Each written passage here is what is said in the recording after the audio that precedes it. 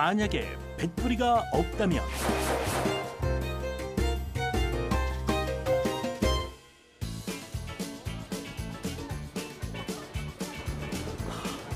우와, 특종이다, 특종. 아, 빨리 전화해야 되는데. 아, 콘센트 어디 없나? 아, 거기. 띵뷰 방송국 연예부 기자인 진주 씨. 발품 팔며 힘들게 건진 특종 소식에 다급히 콘센트를 찾아 나서는데요. 뭐야? 오늘따라 왜 이렇게 똑같이 생긴 사람들이 많지? 아유, 하지만 콘센트가 있는 곳은 이미 많은 상태. 저 사람한테 부탁해야겠다. 저기요, 죄송한데요. 제가 전화가 급해서 그런데 콘센트 좀 쓸게요. 안 돼요. 저 지금 신기록 깨야 돼요. 이렇게 급한데 맨날 이렇게 전원을 찾아다녀야 돼? 아, 이러니까 맨날 캡한테 욕을 먹지. 외출할 때마다 콘센트를 찾아다니랴 양해 구하랴 참 난감합니다. 배터리가 없는 세상에선 소형 전자제품도 AC 전원으로 연결해야 하거든요. 여기서 잠깐, AC란 교류 전류로 통상 가정에서 쓰는 전기를 말합니다. 예를 들면 콘센트에 코드를 꽂아야만 작동하는 전자제품이 교류 전류죠. DC란 직류 전류를 말하는데요. 보조용 저장 장치, 즉 건전지, 축전지, USB 등이 있습니다. 건전지의 플러스 마이너스 극을 거꾸로 놓으면 작동이 안 되는 이유가 바로 전기가 한 방향으로 흐르기 때문인데요. 지금은 DC, 즉 배터리가 없는 상황이라는 것 참고하세요. 자, 전원 연결 완료. 허리가 왜 이렇게 아프지? 진주 씨의 특종 무사히 촬영할 수 있을까요? 여보세요? 캡! 특종이에요, 특종! 빨리 촬영팀 보내주세요. 빨리요, 빨리! 우여곡절 끝에 도착한 촬영 현장. 도대체 어떤 소식이길래 이리 호들갑인지 점점 궁금해지는데요. 야, 우리도 대박 한번 건져보자. 우리만 맨날 물 먹을 수 없잖아. 네. 감독님, 준비되시죠? 잘 부탁드려요. 네네. 준비됐으면 가자. 장비 모두 전원 연결됐죠? 그럼 스탠바이 큐! 네, 속보입니다. 슈퍼스타 박진주 씨가 연예인 비군과 여행을 떠났다가 오늘 아침 비밀리에 입국을 했다고 하는데요. 제가 인터뷰를 한번. 순조롭게 촬영이 진행되나 싶은 이때 갑자기 블랙아웃되는 화면. 카메라의 전원이 꺼져버린 모양인데요. 감독님, 한두 번도 아니고 뭐예요? 에이, 한두 번이었잖아. 뭐야 이거? 진유 씨 미안. 이제 올 때 됐는데. 이게 전원이 나간 것 같은데요? 아니, 뭐해? 빨리 확인해봐. 예, 알겠습니다. 잘 작동되던 카메라가 도대체 왜 꺼진 걸까요? 케이블선을 따라가 보니 아니나 다를까 코드가 뽑혀 있었군요. 아니 이게 도대체 어떻게 된 일이냐 하면 길고 긴 케이블선이 떡하니 길목을 지나고 있으니 사람들 발에 이리 채이고 저리 채이고 결국 뽑혀버리고 만 거죠. 이러다 특종 놓치겠네요. 올 때 됐는데 그냥 바로 갈게요. 점점 마음이 급해지는 진주 씨. 진주 씨가 지금 들어오는 것 같은데 같이 한번 가보시죠. 드디어 다가온 결정의 순간. 그런데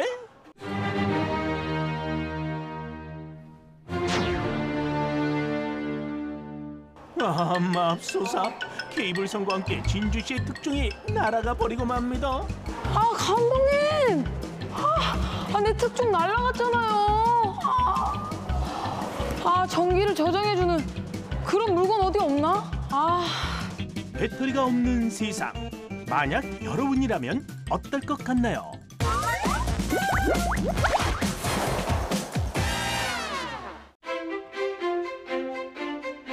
자연이 선물해준 고운 빛깔을 아름답게 그려내는 미술가이자 평면의 직선을 입체적인 곡선으로 풍성하게 변화시키는 마술사 같은 나. 내가 누구냐고요? 한민족의 삶을 담아낸 옷. 나는 한복입니다.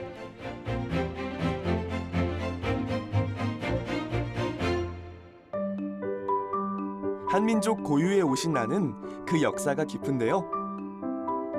삼국시대 고구려 벽화에서 저고리와 바지 혹은 치마로 이루어진 나의 모습을 어렵지 않게 찾아볼 수 있죠. 그렇다면 나 한복의 예전 모습은 어땠을까요? 한복의 형태는 지금의 한복하고는 다르게 저고리 길이가 길고 치마 길이가 짧은 형태라서 저고리 고름이 없고 허리띠로 묶게 되어 있습니다. 개항기 이후 오늘날의 모습을 갖추게 된 나는 언제 입느냐에 따라 일상복과 예복으로 나뉘는데요. 특별한 날 갖춰 입는 예복엔 대표적으로 혼례를 올릴 때 입는 혼례복과 첫 생일을 축하하는 아동용 예복인 돌복이 있죠. 여기 전통 한복을 온전히 계승하기 위해 나를 연구하는 사람들이 있습니다. 남녀 모두가 입는 저고리에 대한 설명이 한창인데요. 우리나라 한복 저고리의 특징인데요. 바느질 부분에 있어서 안쪽을 뒤집어 보면 겉으로 입는 것하고 안쪽으로 뒤집어 입었을 때 하고 거의 차이가 없을 정도로 시접 부분이 살에 닿지 않도록 되어 있어요. 보이지 않는 곳까지 신경 써서 만드는 한복. 어때요? 입는 사람을 배려하는 마음이 느껴지나요? 직접 만들고 손끝으로 익히면서 나에 대해 알아가는 사람들. 과연 이들이 생각하는 나의 매력은 무엇일까요? 어디에서도 볼 수 없는 우리 고유의 색감과 그 아름다운 선에 있는 것 같다고 생각이 듭니다. 많은 사람들이 실용적이지 않은 게 한복이라고 얘기하지만 제가 생각할 때는 굉장히 실용적이고 우아하거든요. 그래서 어떤 자리에 가더라도 빛이 날 수 있는 그런 옷이라고 생각합니다. 이런 나의 매력 덕분인지 요즘은 특별한 장소에서 나를 입는 사람들이 많아졌습니다.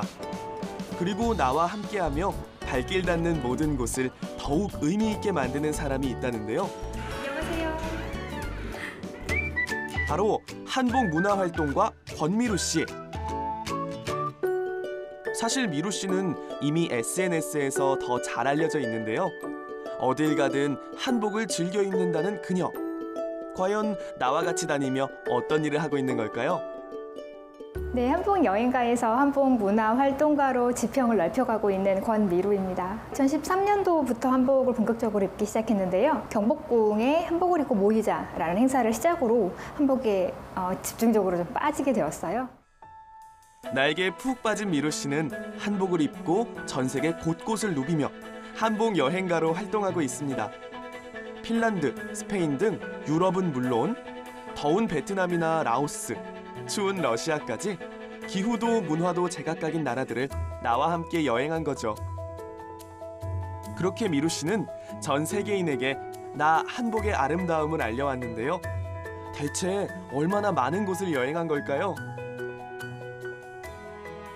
세계 여행은 20여 개국, 한 60에서 70여 개 도시를 다녀왔어요. 한복만 입고 여행을 하는 사례가 당시에는 없었기 때문에 저로서는 좀 큰 도전이었다고 할 수 있죠.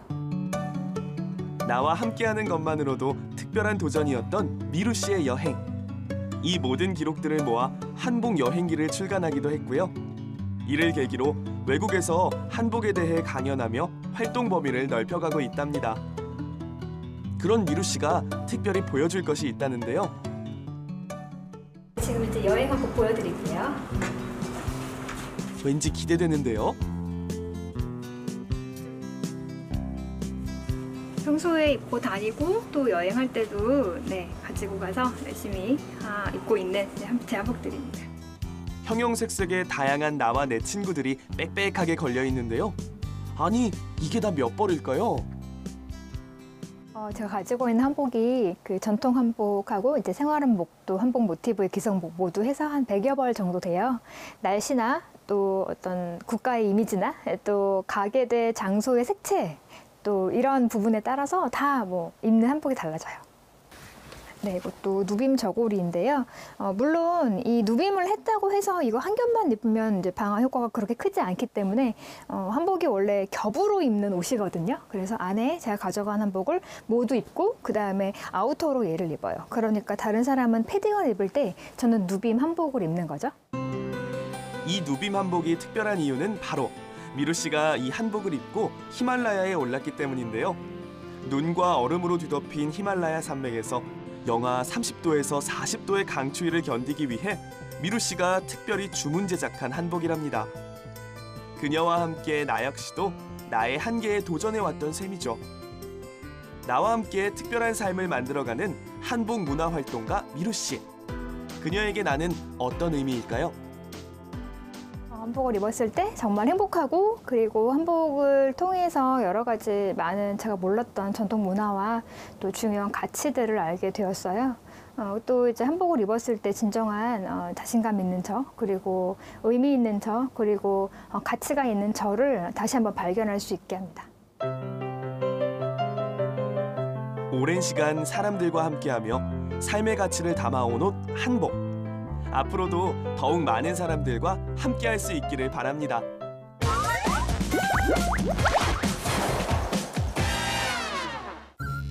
안녕하세요. 띵뷰 조은영입니다. 짜자잔! 어때요? 제 평소 차림이랑 좀 다르죠? 이번에는 이 한복에 대해서 설명을 좀 해드릴게요. 요즘에는 한복을 많이 입지는 않지만 어쩌다가 한복을 꺼내서 입으려고 하면 어떻게 입었지? 하면서 고민하실 때가 굉장히 많이 있잖아요. 그래서 먼저 이 옷고름 매는 법부터 설명을 해드릴 건데요. 그런데 이 옷고름을 멜 때 딱 한 가지만 기억해야 한다라고 하면 짧은 고름이 위로 향해야 한다는 겁니다. 이 점 참고하셔서 제가 좀 보여드리도록 할게요. 자, 이렇게 고름은 긴 고름과 짧은 고름이 있는데요. 긴 고름 위로 이 짧은 고름이 향하게끔 한 다음 짧은 고름이 위쪽으로 되게끔 매듭을 지어주세요. 그리고 긴 고름을 이용해서 리본을 만들어 주시고요. 그리고 짧은 고름을 이용해 고리를 만들어 주시게 되면 이렇게 옷고름이 완성이 됩니다. 이제 적당한 색으로 좀 잡아당겨서 모양을 잡아주게 되면 옷고름 완성! 자, 요즘에는 한복을 입을 때 장신구를 사용하시는 분들도 많이 있는데요. 이 장신구의 종류와 또 바람직한 쓰임법에 대해서도 한번 살펴보도록 할게요. 먼저 배시댕기예요. 이 배시댕기는 사실 돌잡이를 하기 전에 머리카락이 짧은 어린 아이들에게 가짜 댕기를 이어주기 위해서 사용을 했다고 해요. 그러니까 결혼을 한 성인 여성들이 쓰기에는 적합하지 않겠죠. 대신 결혼을 하는 이제 성인 여성들이 쓰는 장신구는 바로 족두리인데요. 이 족두리는 전통 홀레복이라고 불리는 원삼을 입을 때 사용을 해요. 그리고 화한이라는 것도 있거든요. 이 화한은 화려하게 수가 놓인 화롯을 입을 때 사용을 하는 거니까 화한과 족두리가 다르다는 점 혼동하지 않도록 주의하셨으면 좋겠습니다. 결혼을 한 여성 같은 경우에는 이 비녀를 사용을 해요. 양반계층은 옥비녀를, 그리고 서민계층은 나무비녀를 사용하니까요. 요즘 같은 세대에서는 좀 참고하셔가지고 편하게 사용하셔도 좋을 것 같고요. 그리고 마지막으로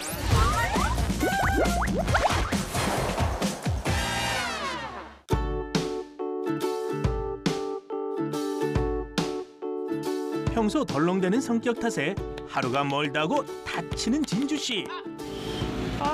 또 뺐네. 아파. 오늘도 예외는 없는데요. 밴드가 어디? 이럴 땐 병균이나 오염물질로부터 상처를 보호해주는 의료용품이 필수죠. 만약 이 물건이 탄생하지 않았다면 과연 우리의 일상은 어땠을까요?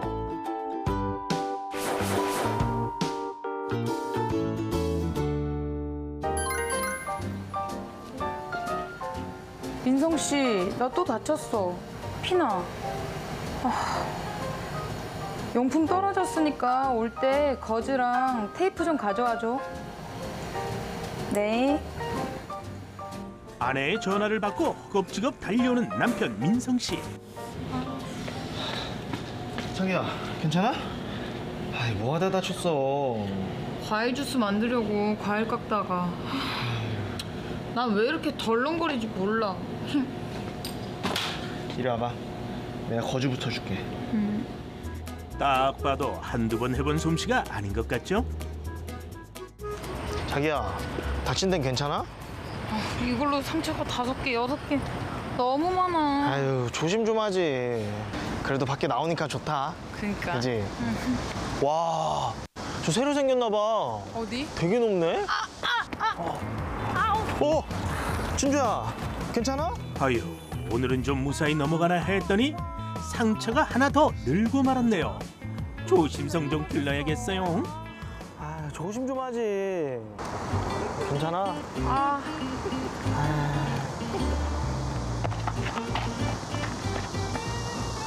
뭐야? 저 사람 뭐야? 뭔 개그를 하냐? 다치는 게 일상인 진주 씨. 나 거즈랑 테이프 있어. 상황이 이렇다 보니 거즈와 테이프는 필수품이 됐는데요. 어딨어? 이리 줘봐, 내가 해줄게. 남편 민성 씨가 온종일 붙어 있을 수도 없는 노릇. 자기는 나 없으면 어떻게 사냐? 늘어가는 상처만큼 민성 씨의 걱정도 깊어만 갑니다. 진주가 혼자서 편하게 붙일 수 있는 그런 방법 없을까?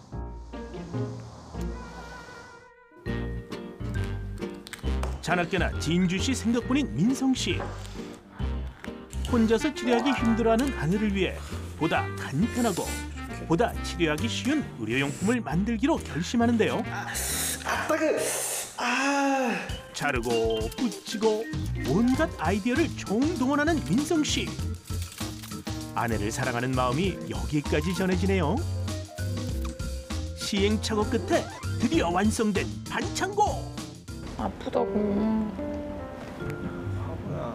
아유, 자기야 괜찮아? 아파. 이거 한번 붙여봐. 이거? 응. 이게 뭐야? 응? 1900년대 일회용 반창고 발명가 얼 딕슨. 살림의 서툴러 자주 다치는 아내를 위해 혼자서도 붙일 수 있는 밴드를 만든 건데요. 아내를 향한 사랑이 탄생시킨 반창고. 이 혁신적인 발명품이 없었다면 과연 우리의 세상은 어땠을까요? 좋지. 죄송한데요. 예. 저도 이거 하나만. 아, 이거요? 예. 아, 예. 아유, 쓰세요. 감사합니다. 예. 이야. 오, 이거 편한데? 야, 이거 괜찮네. 괜찮죠? 예. 제가 만든 거예요. 아, 진짜요? 예. 이거 혹시 저한테 파시겠습니까? 이거를요? 예. 제가 이거를 밴드라고 부르겠습니다. 얼마? 진짜요? 자기야, 우리 아파트로 이사 가도 되겠다. 어? 차도 사자. 와, 자기야.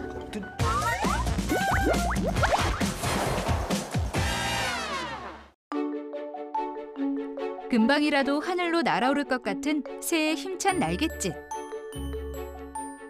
활짝 펴서 탐스러운 꽃. 보는 사람 누구나 감탄을 자아내게 만드는 아름다움이 있는가 하면 음식을 덮어두거나 물건을 싸는 용도로 일상 곳곳에서 유용하게 쓰이는 사물. 내가 누구냐고요? 무엇이든 품고 담을 수 있는 나는 보자기입니다.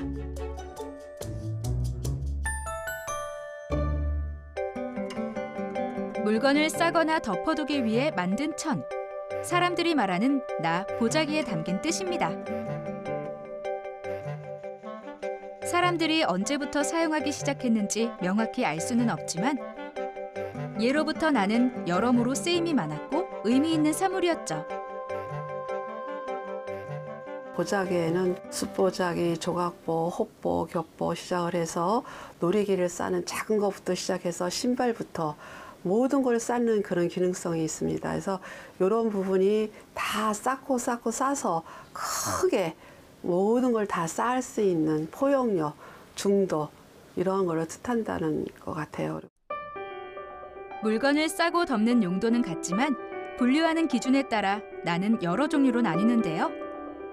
사용 계층에 따라 나누었을 때 궁보는 궁중에서 사용된 보자기로 궁중 물품을 싸거나 꾸미는 데 주로 쓰였습니다. 궁보와 구별하여 민간에서 사용된 보자기는 민보라 불렀는데요. 직물의 질이나 색상, 꾸밈새에 있어 화려한 궁보와 달리 소박한 특징이 있습니다. 한편 궁보든 민보든 자수를 놓아 만들었다면 수보로 분류할 수 있죠. 숯보자기에 들어가는 문양에는 길상의 문양이 들어가는데요. 그 문양들은 그 자손의 창성과 부귀영화를 뜻하는 문양인데 예를 들어서 새, 나무, 꽃, 그러니까 목단, 칠보 문양이 들어갑니다. 이 색실이 바늘과 장인의 손길을 만나 네모난 천에 한 땀 한 땀 의미 있는 문양으로 새겨지는 것인데요. 물건을 싸는 단순한 용도지만 사람들이 정성 들여 나를 만들어 온 건 복을 기원하는 마음과도 닿아 있습니다. 가만히 들여다보면 한 점의 예술작품과도 같은 수보자기. 그 덕분에 한국 보자기의 아름다움이 해외에서도 주목받고 있는 것이죠. 한편 보자기는 만든 재료에 따라서도 몇 가지로 분류되는데요. 보자기의 종류는 천에 따라서 양담 보자기, 그리고 실크 보자기, 노방 보자기, 갑사 보자기가 있고요. 만드는 방식에 따라서 한 장으로 돼 있는 홑보자기가 있고요. 그리고 2장을 겹쳐서 만드는 겹보자기가 있어요. 겹보자기는 배색의 미를 나타내는 데 굉장히 좋습니다. 무엇을 싸느냐에 따라 나눌 수도 있습니다. 이불을 싸는 용도로 만들어진 이불보, 옷을 싸는 옷보. 그 외에도 격식을 갖춰야 하는 혼례에서 여러 가지 혼수용품을 싸는 혼례보 등이 있죠. 이처럼 세상 만물을 다 쌀 수 있는 사물 보자기. 요즘에는 선물 포장에도 활용되고 있는데요. 보자기를 선택할 때는 그 안에 담기는 물품에 따라서, 그리고 받으시는 분이 누구냐에 따라서 보자기 선택이 달라질 수가 있는데요. 예를 들면 조금 연령대가 있으신 분께 드리는 선물이다. 그러면 양당 겹보자기나 실크 겹보자기를 사용하면 조금 더 예를 갖출 수 있는 포장이 될 수 있고요.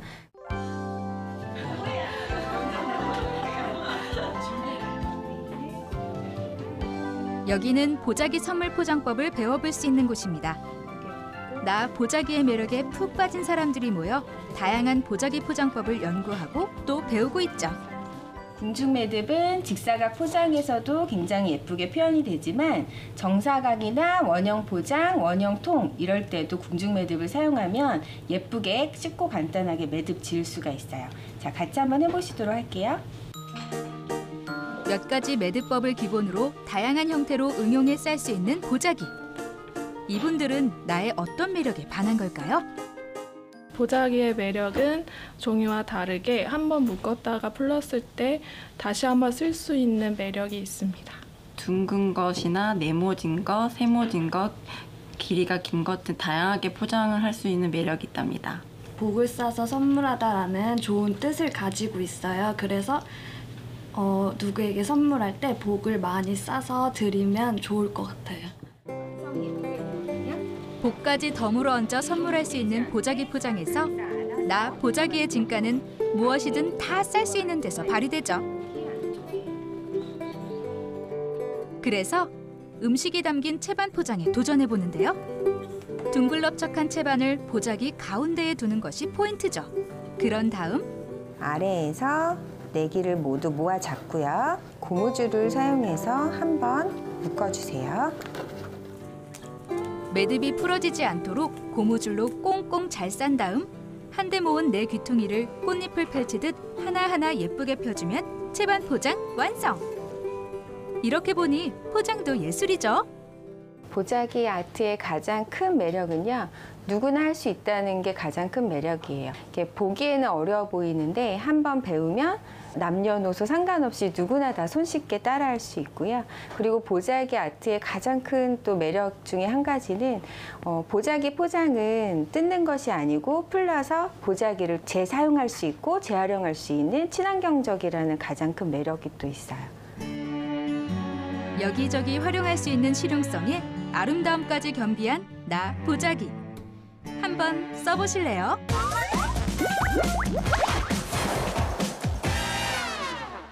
안녕하세요. 띵뷰 조은영입니다. 피디님 저랑 가위바위보 한번 하실래요? 가위바위보! 네, 이번 아이템은요 바로 이 보자기입니다. 어디 버리기도 아깝고 그렇다고 딱히 쓸데도 없는 이 보자기 다들 집에 하나씩 갖고 있으시죠? 이 보자기를 활용해서 일상생활에서 어떻게 쓸 수 있는지 한번 살펴보겠습니다. 자, 보자기를 이용해서 먼저 가방을 만들 건데요. 이렇게 마른 목골로 펼쳐주시고요. 양쪽 귀를 매듭을 묶어주세요. 이 매듭을 묶을 때는 조금 안쪽에 깊게 묶어주시는 게 좋은데요. 매듭을 다 묶고 나서는 뒤집어주세요. 그리고 매듭이 안쪽으로 들어갈 수 있게끔 정돈을 해주시고요. 그리고 매듭을 묶지 않았던 이 남은 귀를 가지고 위쪽에서 묶어주세요. 한번 묶고 다시 한번 묶게 되면 손잡이가 완성이 됩니다. 자, 이렇게 정돈을 좀 해주게 되면요. 짜잔! 완성이 됐어요. 장바구니 대용으로도 쓸 수 있고 벽에다가 걸어서 수납 용도로 활용하셔도 좋을 것 같습니다. 자, 이번에는 포장재로 보자기를 한번 활용을 해볼 건데요. 보자기는 어떤 모양이든지 다 잘 감쌀 수 있다는 장점이 있어요. 자, 이번에는 제가 이 직사각형 모양의 상자를 포장을 한번 해볼게요. 보자기의 정가운데 위치를 할 수 있게끔 위치를 잡아주시고요. 그리고 한쪽 면을 이용해서 보자기를 이용해서 물건을 감싸주세요. 그리고 반대편에 보자기도 물건을 감싸주시고요. 양쪽 귀 부분을 잡아당겨서 조금 정돈해서 잡아당겨주시면 예쁘게 포장이 되겠죠. 그리고 매듭을 지어주세요. 한 번 묶었고요. 그리고 단단하게 고정하기 위해서 한 번 더 묶어주겠습니다. 자, 이제 이 매듭 모양을 숨겨줄 건데요. 앞서서 우리가 잡아당겨 주었던 이 보자기 면을 가지고 뚜껑을 덮듯이 이렇게 잘 감싸주면 깔끔하게 포장이 완성이 됐어요. 자, 우리가 한 번 배워두면요. 언제든지 사용할 수 있는 보자기 활용 팁 한 번쯤 해보셨으면 좋겠습니다. 지금까지 조은영이었습니다. 아파트 강제야 탈출이야. 여기서 잠깐 A씨랑 교류를 그러니까 그거 있잖아요. 그러니까 깜짝. 저기 이 하나만.